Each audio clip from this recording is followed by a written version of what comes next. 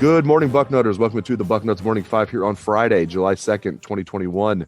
I am Dave Biddle. I'm very happy to be joined by Jonah Booker for his usual Friday visit. All right, Jay Book, you and I have talked a lot about name, image, and likeness and what could happen. When is it finally going to happen in Ohio? Well, it's finally happened. As of yesterday, it's official.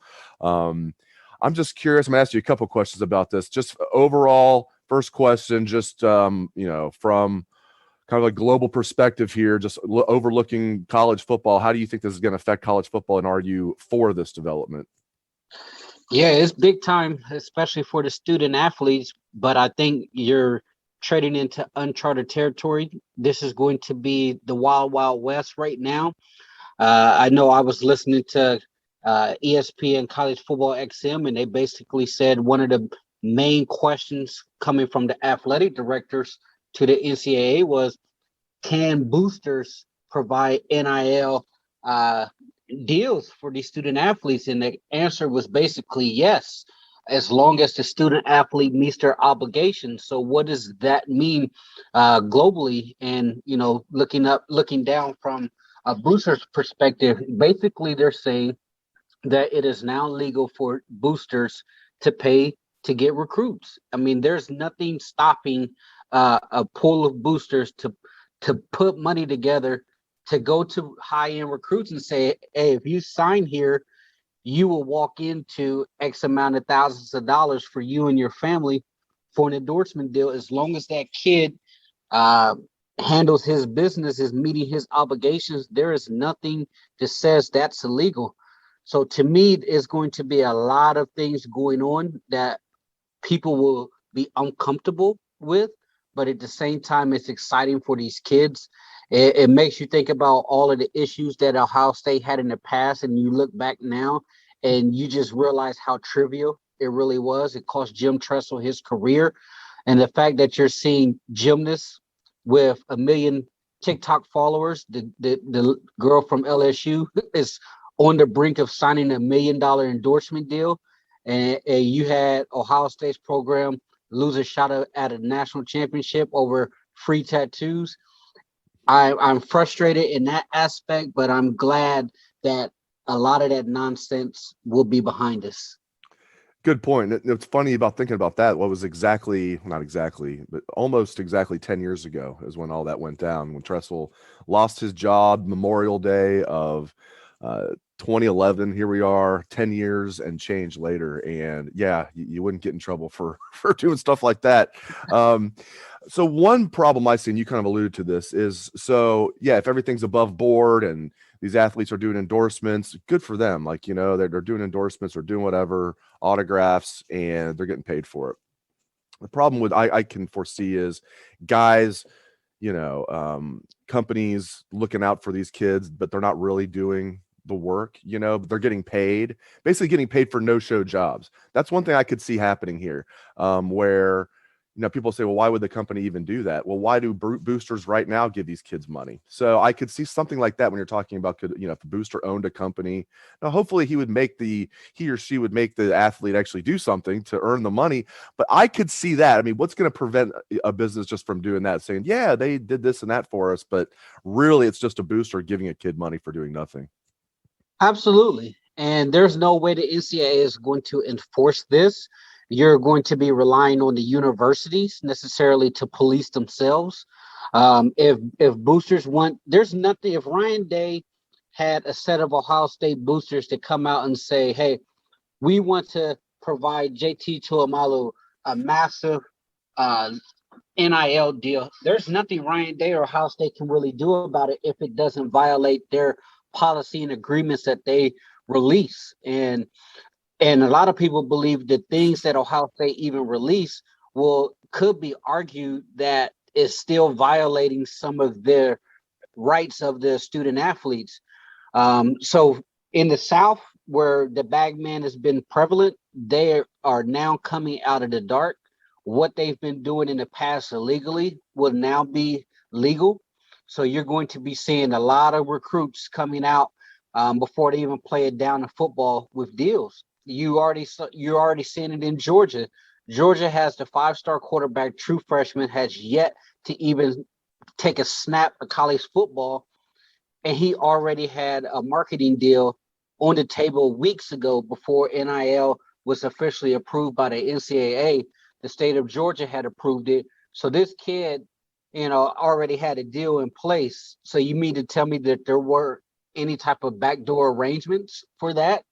I find it hard to believe that Georgia doesn't have more marketable players on their current roster of a top 5 program who's pushing to get into the playoffs, but you choose to have a deal with a true freshman quarterback who hasn't even shown that he can play at this level yet. But I'm not going to hate on the kids. Hey, get your money. And I just hope that you can stay focused on the task at hand, because at the end of the day, some kids who lose focus and they want to chase the bag of the national or the NIL money, it can really hurt their brand in the long run. Because if you're someone and you're losing focus on the task at hand, which is playing at a high level on the collegiate level, and your game slips or you get passed up on the depth chart, that hurts your brand in the long run. So hopefully at a program like Ohio State, and I have nothing but the utmost faith in those coaches and Ryan Day, that they will allow their players to benefit from this, but also let them understand that you're here to play football. You're here to compete for a national championship. So those things are great. Get your money while you can, but don't let that be a distraction to what we're trying to do as a program and as a team. Last thing about name, image, and likeness. We'll move on to other topics. Curious to get your take on this. Again, this is not something we're going to know for sure for a while, but I bet you have a good feel for it. With name, image, and likeness here, do you think this is going to level the playing field a little bit in college football? We're not acting like Bowling Green is going to be on the same level as Alabama. That's not what I'm talking about. Is that going to level the playing field a little bit, or will it make the rich richer? Will it make, the Ohio States, the Alabamas, will it increase the gap between those schools and some of the other schools? I kind of go back and forth, because you obviously think that the top dogs will have, the best opportunity to really pull away from themselves. And the reason I say that is because the NFL Players Association released their guidelines. They're now allowing sports agents to go into NIL deals with athletes so that they can go ahead and get a marketing deal going. But the caveat is you can't have any future NFL contract strings tied to that deal. So if you're a Clutch Sports with Rich Paul and LeBron James and Maverick Carter, you obviously have an Ohio State connection there. What's to say that Clutch Sports doesn't sign a bunch of Ohio State football players to lucrative deals? That's a benefit for Ohio State, because Ohio State will have a program loaded with NFL caliber players that these potential NFL agents will want their service after they decide that they're going to the NFL. So if you're able to get an inroads with the Alabama players or the Ohio State players, that's going to be a lucrative deal for teams to say, hey, look at how much our players are making from the name, image, and likeness, just from the NFL agents alone who are signing them to marketing deals. Now, with that being said, the other part of me can understand where a lot of people believe this can help level the playing field. Let's say you're a 4 or 5 star, highly regarded guy. You're choosing between Alabama or Ohio State. Chances are you're going to have to really fight and claw to get your playing time and earn. Well, let's say that you have a local school at West Virginia or a Kansas State or a Baylor, somewhere in your backyard where you're a local celebrity. Will some of those kids decide, hey, I'm going to go and play for the local school, which is not on the big stage as at Alabama or Ohio State? I'm going to get my deal and I'm going to be playing right away, which will help my brand if I can live up to my recruiting rankings. So that's kind of where I see players starting to venture out to different schools, whereas right now you pretty much have a monopoly in the top 5 with Ohio State, Alabama, Clemson, Notre Dame's peeking in there with Marcus Freeman doing a heck of a job over there. But the top 5, top 10 recruiting rankings are typically the same every year. Now it can absolutely give some of those smaller schools who are trying to build their program up a better opportunity to land some of those high-end guys. All right, switching gears away from name, image, and likeness, but sticking with the topic of the rich getting richer, perhaps, not perhaps in this case, but Ohio State, the rich getting richer in their 2022 class, landing corner Terrence Brooks, Little Elm, Texas, same high school as Ryan Watts, a little budding pipeline there, perhaps, in Little Elm, Texas. Buckeyes continued clean up in the state of Texas. It's unbelievable. Terrence Brooks, a high four-star corner. We'll get to Kerry Coombs in just a moment, him specifically, but now 15 commitments in this 2022 class. Who knows? Maybe this will be the year they finally win the mythical national championship in recruiting, but another great get for the Buckeyes getting Terrence Brooks. Yeah, it's unbelievable. I know a lot of people were shocked if you ventured over to the Texas and the Alabama boards for a few laughs after that commitment. It was pretty hilarious because a lot of people thought that he was Nick Saban's to lose. Nick Saban was personally involved in this recruitment because he was really sought out corner because of his wingspan. He's a 80-inch wingspan guy, meaning that he's going to be able to cover a lot of ground with that type of wingspan and size.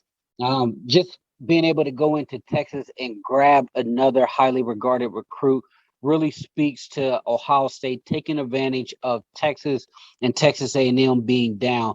The Buckeyes have established a strong pipeline, and just going into Texas after and the thing that makes it so amazing, Dave, is Ohio State just recently offered this kid. It's not like a situation where Ohio State has been building a relationship and they have a foundation with this kid for months and months on end.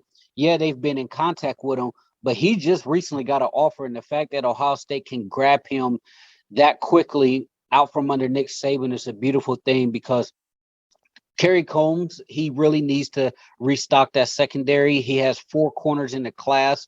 I know there's some talk about Singletary or Brown maybe wavering somewhat or looking around. So this kid coming in and signing with Ohio State once signing day comes around will definitely help that secondary bolster those numbers because they have to get as many DBs as they can that can play at a high level if they want to get back to that national championship and beat Alabama.